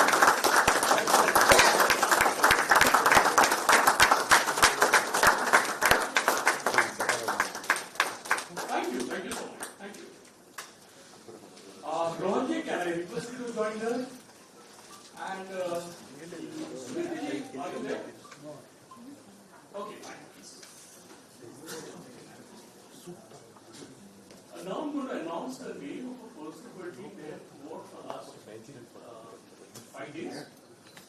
And she was ensuring that the show goes on very well. And she's a well-known author. In fact, she had a book presentation and she invited us for that, and we said we are busy with this program. And the next day she thought probably Nitin is scared that if I go for a book unveiling ceremony, I need to pay for the book. So next day she said, Nitin, you can come this day and you don't have to buy the book. You can just join me for a photograph. I still pretend to go. And none of my team members were able to go because they were busy in various activities. But in spite of that, she was there with us, adjusting her duties and ensuring that she's there dot on time. It's none other than Ankita. Give her a big hand.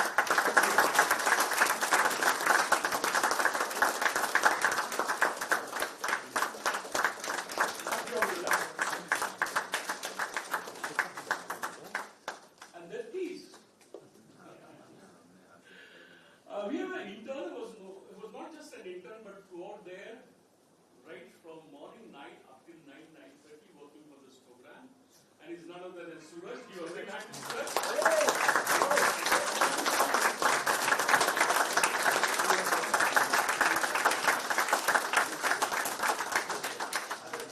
And there were two people who used to ensure that you get your coffee and snacks on time. And we didn't receive even a single complaint, people saying we didn't get the snack box.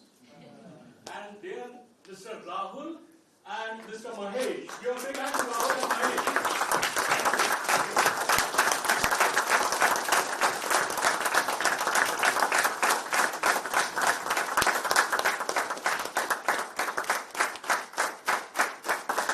Keep going.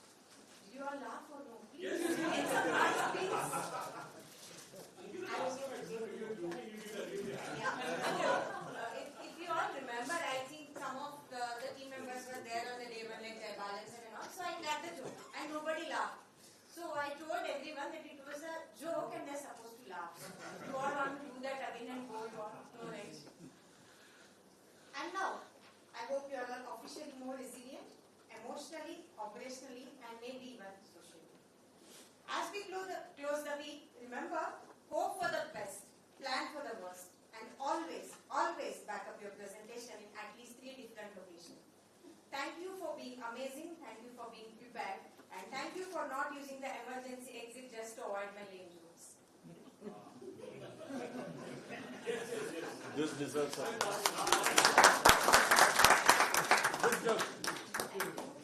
Ladies and gentlemen, this has been a beautiful, beautiful Business Continuity Awareness Week 2025 at KIIT. Now, to do the honors and deliver the vote of thanks, may I now invite someone who truly knows how to say the most meaningful words without needing a mic to check every now and then. He calls himself a newbie, but he already has the whole aerodrome emergency plan in his mind. I now request Mr. Rajesh Datla on the stage for vote of thanks.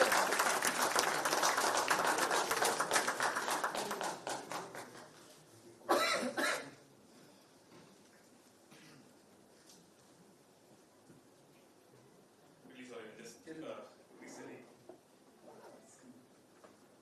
Whilst I do that, I hope this mic is working. Yes, yes.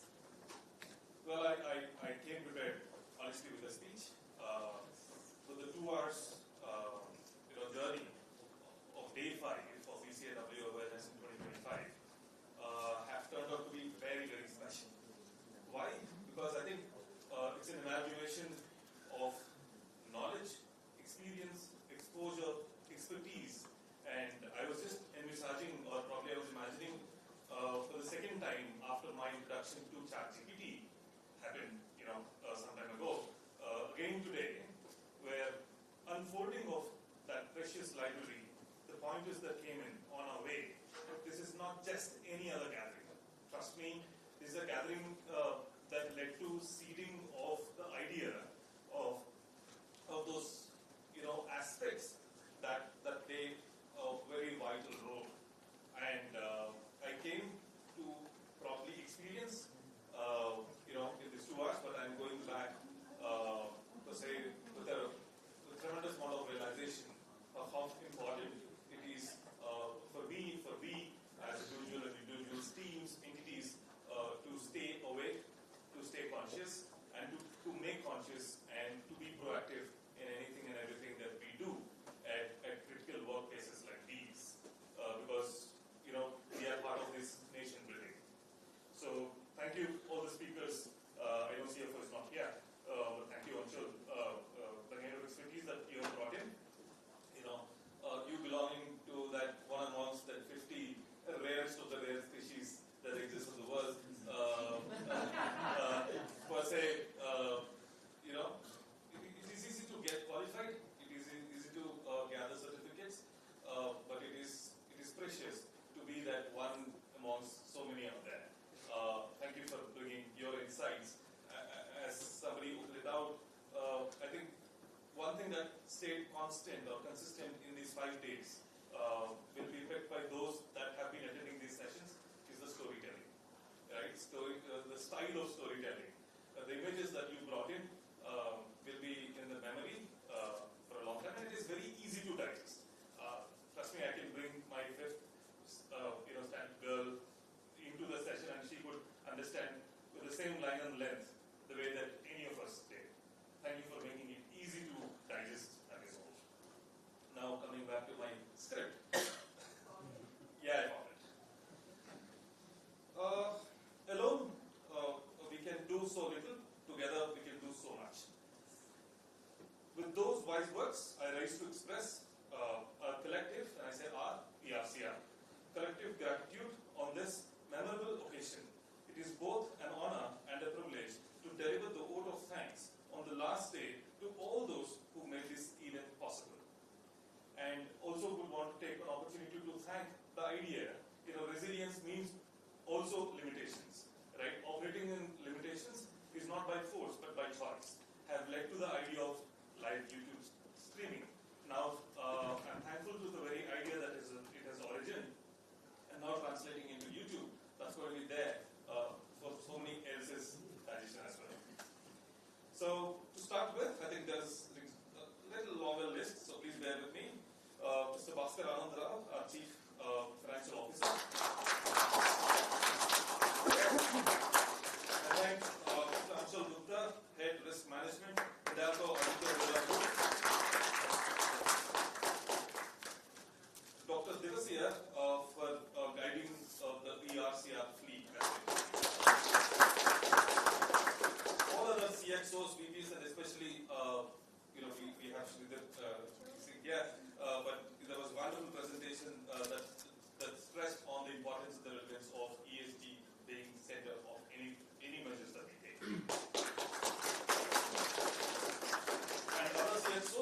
contributing their valuable time that have only uplifted the intent of this very event.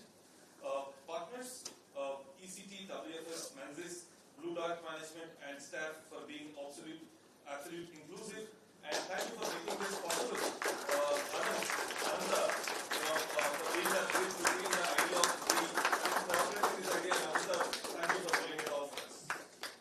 And there is also an inline message which is, inclusive will always give better yields and better results. And that translated today. Thank you, Ananda.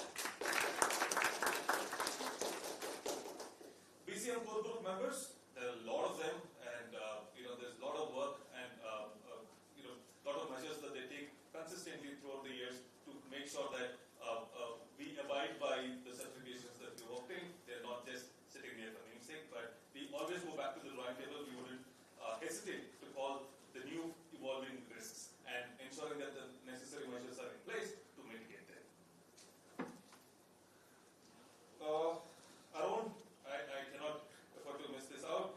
BCAW task force members who have been acknowledged here, who stood like strong pillars. Thank you to each one of them.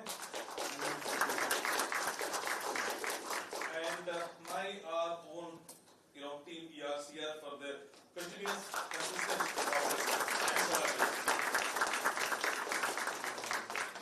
Mr. Mohan, the man behind the camera, thank you, Mohan.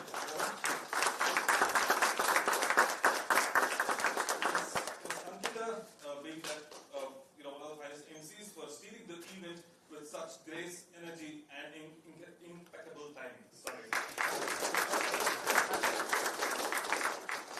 And those office support staff, the office boys, 2 of them that have supported us right through 5 days. Thank you. And those spectators that are watching you from the lens on YouTube for witnessing this event out there. And Suraj, who's not just an intern or any other intern with us, but he's done a fulfilling job in making the event possible the way that he did. Thank you. Finally, as any movie ends, this is a man who stood like a machine, was there like a machine leading BCM efforts from ERCR space, none other than Vinod.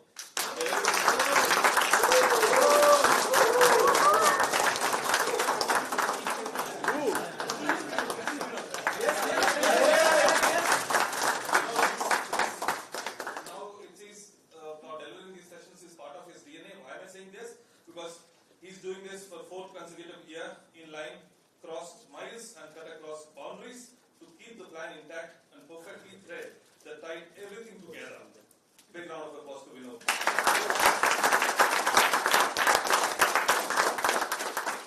Thank you finally for giving me this opportunity and space to stand up. Thank you. Thank you for your presence, your energy, and your belief in building something stronger together. And before we officially call it a day, let's capture a picture, because moments like this deserve to be remembered, framed, and maybe posted with the perfect caption. And in case you are posting on LinkedIn and you need a help with caption, please get back to me on that. And please tag Team ERCR. I request you all to please sign on the BCM wall and let us all gather for the picture. It's mandatory to sign on the wall, please. Everyone, please. I know you all are waiting for that, so please.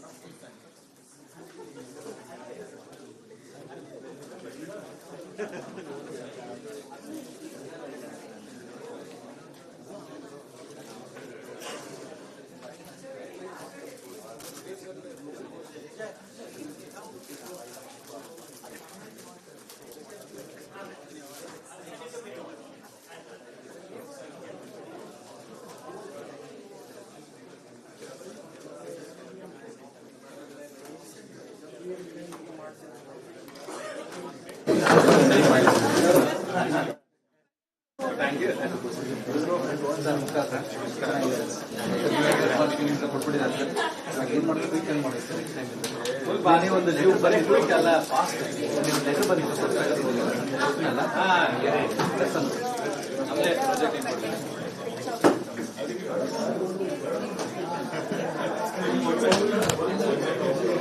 I request you everyone, please be available for the group picture as well, please. I request for you, please stay back and gather for the group picture. Where will we make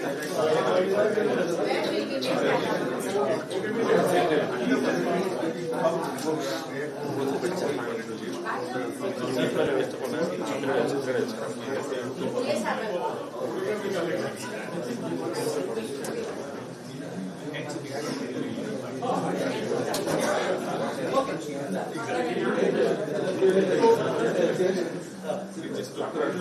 You want mine?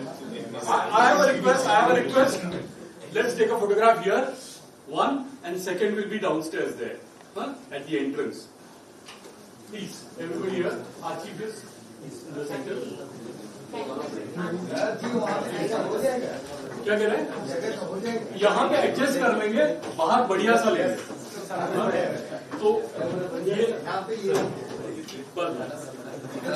चेहरा वो YouTube पे डाल देंगे, friends का office में नीचे वाला। Please, yes sir, please. Jinesh, you're with the suit, please. Yeah. That's great. All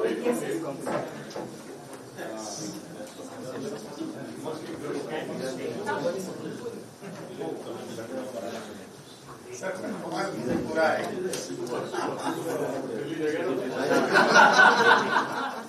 Everybody ready? Yes. You are ready. First, we don't thumbs up, please. Camera man है ना?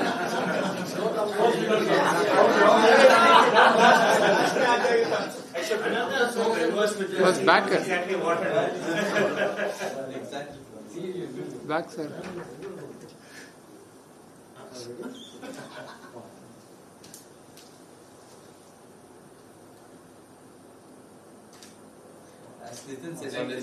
Sir one You would need a picture. Okay. Side Thank you. Hold. I'm going to say 1, 2, 3, and you are going to say Nitin jump. बस Okay. Okay. 1, 2, 3. Yay!